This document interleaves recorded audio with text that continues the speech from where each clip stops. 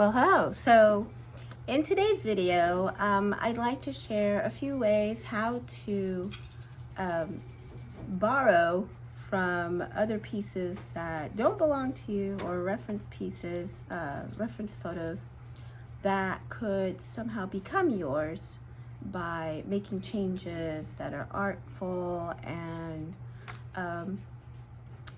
just make it yours. Not necessarily make it better, make it different, make it uniquely yours. So I have this book, and I'm sure if you are an artist that you will go check it out. If you have not yet, Still Like an Artist. This is by Austin Kleon, and I wanted to share a quote from you, from the book for you. And this chapter is called "Imitation is Not Flattery." And this chapter starts with this quote from Ford Coppola. "We want you to take from us. We want you at first to steal from us because you can't steal. You will take what we give you and you will put it in your own voice, and that's how you will find your voice. And that's how you begin. And then one day, someone will steal from you." So in this video, you will see how I started by stealing. I found an image. I'd been drinking a lot of iced coffee, I'm sure you noticed. And from that iced coffee, I wanted to paint iced coffee. And I thought, oh, that would look so nice in a kitchen somewhere, like my kitchen. I would probably buy it if I were out shopping. If I were at a farmer's market, or if I were, I saw it at Hobby Lobby on the shelf for a decent price, I would probably buy it. So,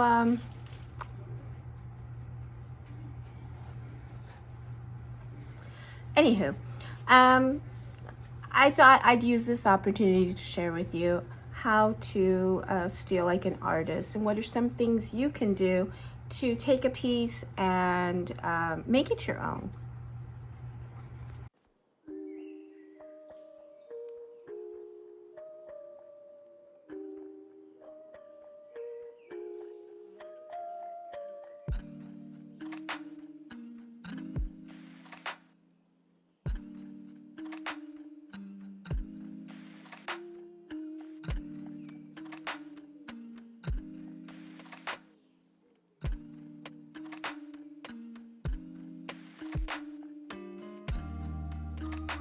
So yesterday I started this painting. In the original it came out a little darker. I was still recovering from an ocular migraine, so I really couldn't have the lights on very bright. But what I did here, I found this image of the glass jar with the coffee, and I wanted to make it my own. So what I did was I painted the image from the original photo, but the original background had some like milk back here and some caramels at the bottom. So I kept the jar and the coffee with the whipped cream and the dish. It's not completed, of course, but I wanted to use this painting, which is actually a very reused canvas. I started painting flowers twice, not once, but twice. Was not very happy with it, and so you can see that I have some of the bumps underneath. So hey, why not continue, reuse, recycle, and I'll go ahead and make something else with it. So in this image I have some warm color with the caramel drizzle that's kind of got painted over again. I need to brighten up my whites. You'll notice that the jar is not symmetrical, but when it comes to something like this, you have to stop and say, do you want it to be perfect? Are you looking for perfect? Are you looking for practice? Are you looking for pretty? And this is something I've had to teach myself again and again. Like, what am I trying to get out of this painting? So in this instance, I think I'm gonna look for pretty. And so I cooled up the background with some cooler shades, some blues, and I love this teal. And I found some pink on my palette, some pink and some purple from another painting. So sometimes I use it. So one of the ways you can add some differentiation to a painting is by using a bristle brush, a hog hair brush like this one. I found this one online. This is by Dugat, D-U-G-A-T. It was on Amazon. Anyway, it's a rough bristle. What you would do is apply some paint to the end and maybe dab it on a paper towel. Give a little dab, dry it out a little bit, and you would do scrubbing. So let me demonstrate some scrubbing.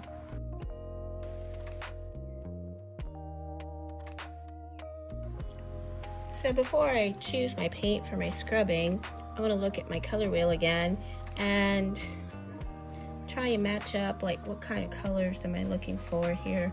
Since my focal point is going to be this like orangey beige color, I want to look over and see what colors would complement. So in choosing blues or violets, it was a correct selection. And if I wanted to warm it up a bit, let's see, this would be like there, maybe the other way.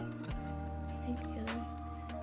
So if it were orangey-ish, orangey, some warmer shades of purple, violet, maybe some more greens, and I could add some like yellow ochre to those shades to make it a little warmer. Or, well, let's give it a shot. Let's see what happens.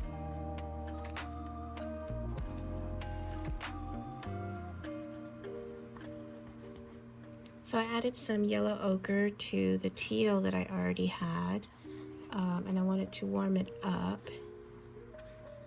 I'm not sure if I'm enjoying the shade combination here, but this is all about learning, right? So I'm scrubbing in the background, and with the pig hair, the hog hair brush, the pig hair, it allows for some of the undercolor to see through, so long as you like dab it on a paper towel. Here I've added some Payne's Gray. It allows some undertone to peek through. And this is just to soften it up.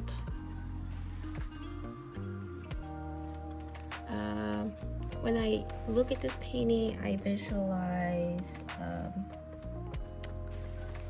like warm lights, warm lighting, nighttime scenes, maybe out with your friends for a cup of coffee. And let me see how this violet, ooh, that looks kind of grayish. Maybe brownish. I tend to go in up and down strokes. Up and down strokes. That's so technical. Come on, Pam, loosen up.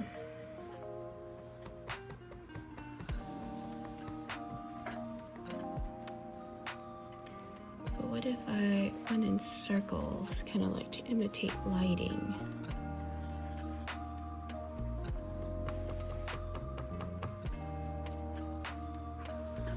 Just kind of tapping out my colors here.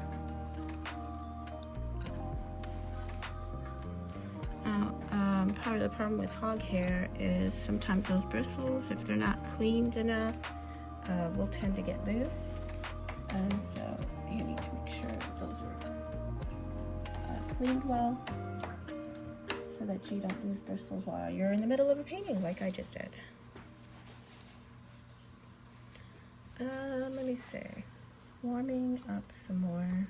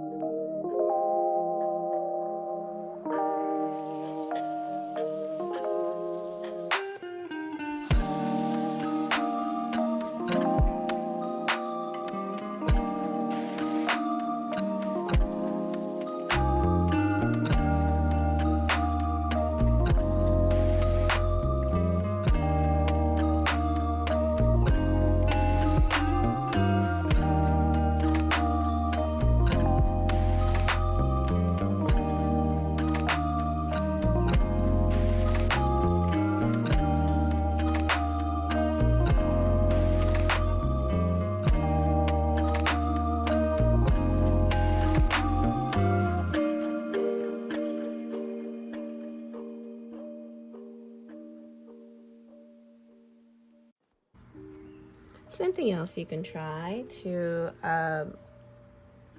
make your painting a little more abstract is adding geometric shapes. Shapes that you feel comfortable with making. You can get this from a stencil. I kind of like the idea of drawing by hand. You want to make sure that your paint color that you choose is it's going to stand out against your painting, whatever other color you have beneath.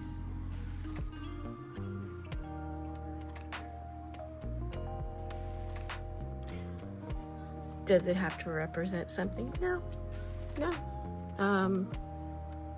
It represents fun. For me, it represents fun.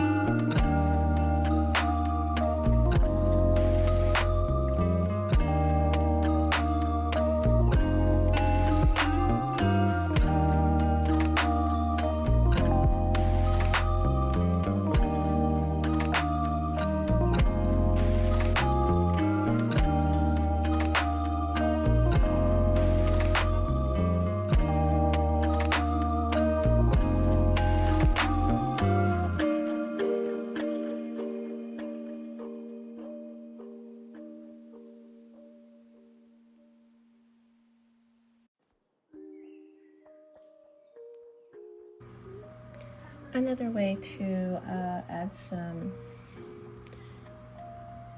changes to your painting, you can add some drips. Having some white dribble on down. What is the point? It's just interest. It's just variety. It's a little randomness. It's a lot of fun. And along with drips, you can have splatters. And I really hope I'm not getting this on my shirt. Maybe I should have it dribble. I heard someone say it. Somebody said you should have it dribble off the side of here. And that's a really good idea.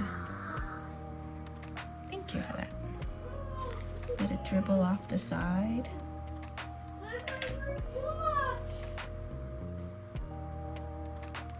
Dribble off the side. You can guide it.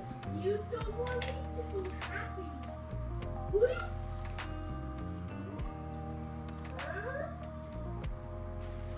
Right now, I'm asking why.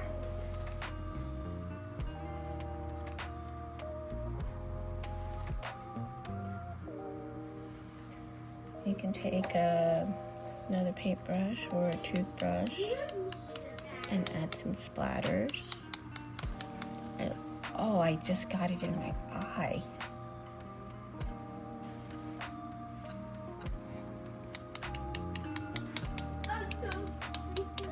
I'm now calling poison control. So be careful when you're splattering paint.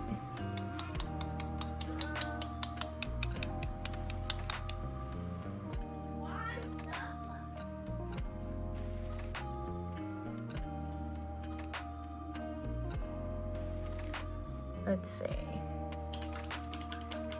We did scrubbing, we did geometric shapes, we did drips and splatters, and we did splatters in the eye.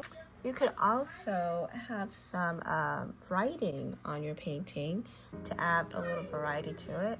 I have to say, I'm really enjoying although I was kind of uncertain. I really am enjoying taking the angular paint strokes and scrubbing into them to give it some variety of color. I'm really enjoying that. I also did a little bit of iridescent gold for a little shimmer. You know what? Yeah, I heard that one too. I can do a little drip of that. Just a little drip. Just a little drip, right? Okay, that was a little too much drip.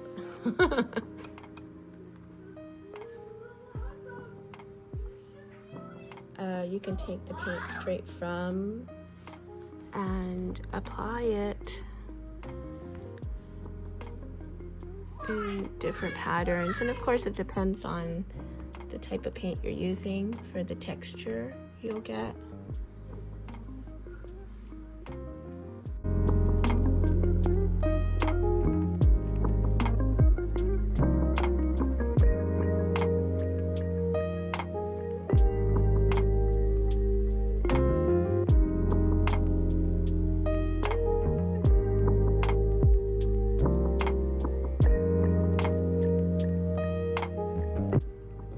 So I added my quote, which is, "It's always a good time for coffee," but it's not popping yet. And all I used was my Posca marker, or Posca, Uni Posca, and this is a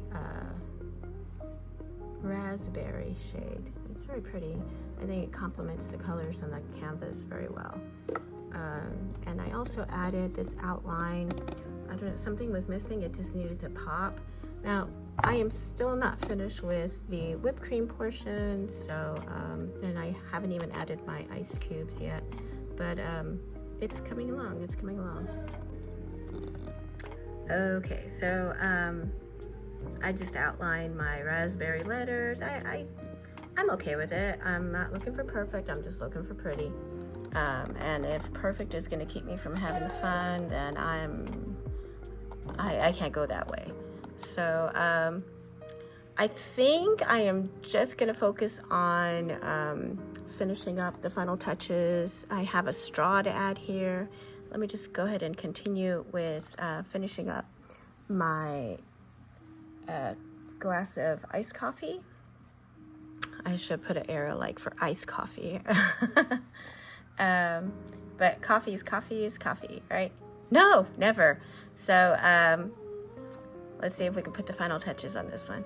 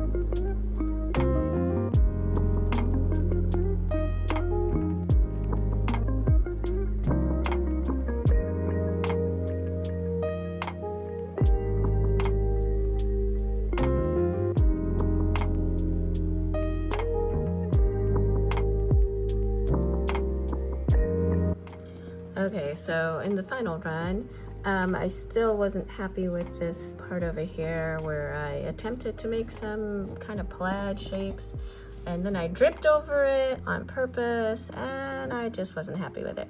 So what I did was I took another pig hair brush and applied a nice little mix of like a pink and yellow, give me like a peachy color, which kind of matched what I had going on over here. I laid it on, and then I took a simple paper towel and I wiped off some. So that was another technique, and it helped with my cover up here. I mean, I still have some of the remnants. I mean, coffee can be sloppy. I mean, this speaks to my counter situation in the mornings. But for the most part, I mean, I feel very happy with it. It started off as a painting of pink flowers with lavender, and I just was not convinced. Then I went on to pink flowers, but I have... Okay, great job, Pigeon Screaming! Okay, thank you. And so I am very happy with this one, and I hope you enjoyed it too. I hope you had a chance to learn something, and it's always a good time for coffee, especially iced coffee. Take care. Bye-bye.